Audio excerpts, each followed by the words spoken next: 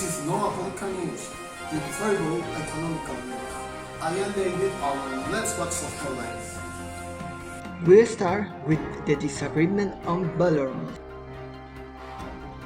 The message of the First Minister of Japan. The new achievement of the Colombian Railway. The new isolation measures. And finally, the indicators of the last week. Now we go to Belarus with our reporter Leponsi. Thanks, David. I am high in an old Belarus garden because the foreign news are banned here. Whatever. The situation here in Belarus is not really good. After the last elections that declared Lukashenko the winner, tens of thousands of protesters go to the streets. The police have arrested more than 7,000 people and 12,000 people is disappeared. A lot of countries don't accept the results, and the European Union threatens to impose economic sanctions.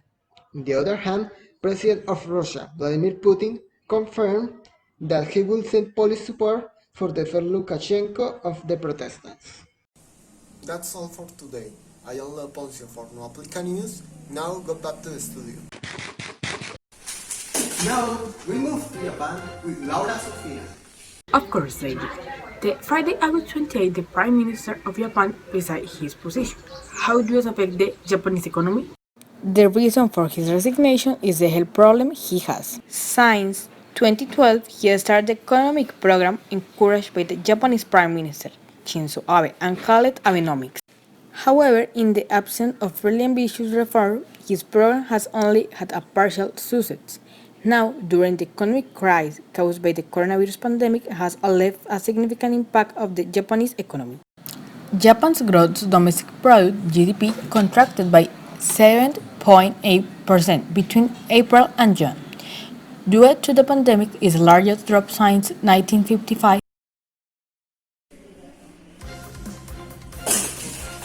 Thanks, Laura. We wish you a very speedy recovery.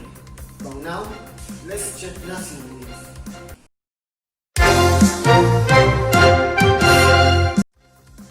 Something very important happened with the trains in this week. Hi, today I will talk about a milestone in rail transport in Colombia.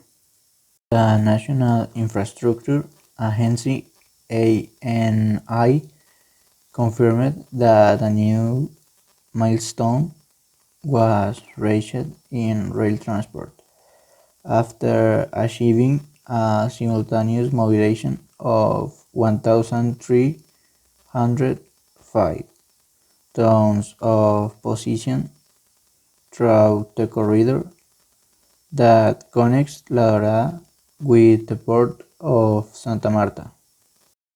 According to the entity, for the first time, the train travels at its maximum mobilization capacity of both the import and export routes. This train, with imported position, left the port of Santa Marta last August 21 at dawn with raw material for the production of paper and ceramics, which was mobilized in 31 containers for a total of 935 tons transported. 2 days later, on August 23, with one of the company, it was possible to carry the export position with finished paper product from La Dorada Caldas, the port of Santa And Marta. now, all the details that you need to know about September 1. Of course, David, what we know about the reactivation in Santander since next September is that last Monday President Iván Duque announced the end of the mandatory preventive isolation to give way to the selective isolation strategy. However, it isn't yet clear how it will be implemented in Santander, knowing how the pandemic is evolving in different neighborhoods. The areas that have a low impact could reactivate their economy. It is estimated that in Bucaramanga, 183,000 people have reactivated their business. This is how the reopening in Santander works. Curfew, Monday to Sunday from 9 p.m. to 5 a.m. Trade law drag out the department to avoid consumption of liquor in common areas or public places. Churches only open on Sundays with a maximum capacity of 50 people. Transport terminal fully enable 50% capacity on buses.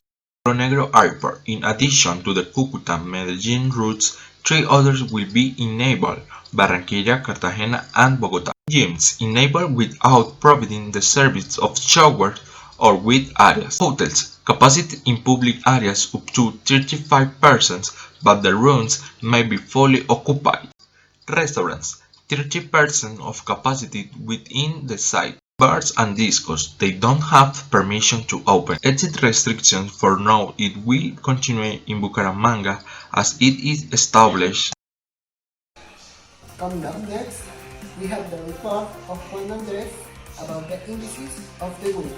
A pleasure to greet you. Then we will announce the financial indicators of this week. The dollar closed with a representative market rate of 3,760. Petroleum indicators are: wheat closed at $39.75, Brent closes at $42.19. Coffee Colombia is preparing to collect, amid the peak of the coronavirus pandemic, the most important coffee harvest of the year, whose production is estimated at 7.5 million, that is almost 55% of the total for the year. And with this news, the coffee closed at $2.42. The gold price drop was due to bottom pressure from high bond yields, and the price of gold remains stable at around $1,942 per ounce after durable goods ordered for July jumped 11.2%. Silver closes with a representative market value of $7.19. David, with this ends the indicators of this week. And that's all for today. Remember, be patient for the next section of No Aplica News, your favorite economic